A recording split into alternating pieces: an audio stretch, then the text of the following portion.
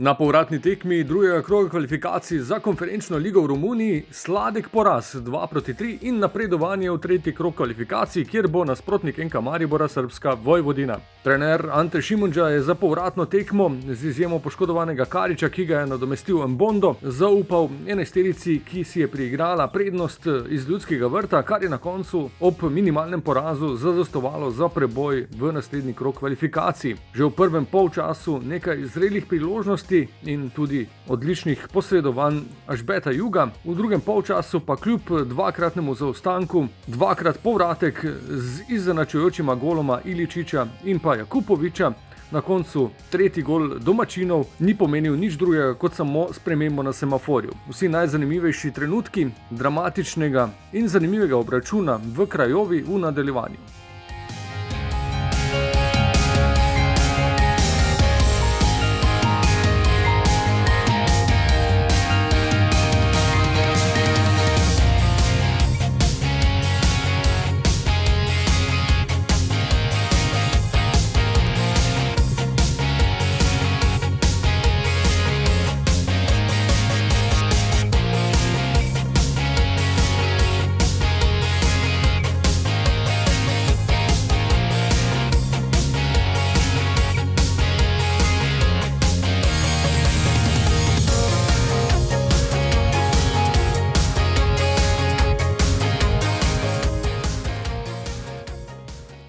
Cilj izpolnjen, napredovali smo v naslednji krog, videli smo, da je zelo težko, tega smo se tudi zavedali.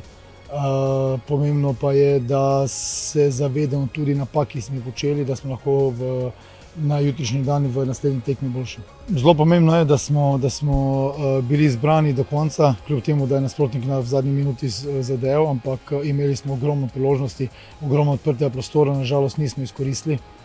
To je en pokazatelj, da moraš biti in kaznovati nasprotnika vedno v taki situaciji, ker nasprotniku mi nismo dobili teh prostorov, pa nas je kaznoval dvakrat po naših napakah, ampak to je Evropa in če ne bomo tukaj naredili koraka naprej, ne bo v redu, ampak upam in verjamem, da smo dovolj pametni in da bomo se premaknili v tej smeri. It's really dramatic game.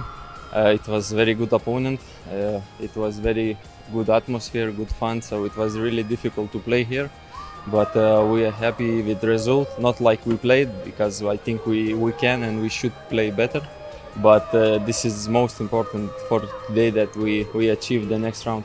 V naslednjem krogu kvalifikacij konferenčne lige bo torej nasprotnik Vojvodina, prva tekma bo prihodnji četrtek v Ljudskem vrtu. Še predtem znova vabljeni na dvoboj v domačem prvenstvu. Prvo od 3 domačih tekem začenjamo v nedeljo zvečer, nasprotnik v prvi ligi Telemach pa bo Bravo.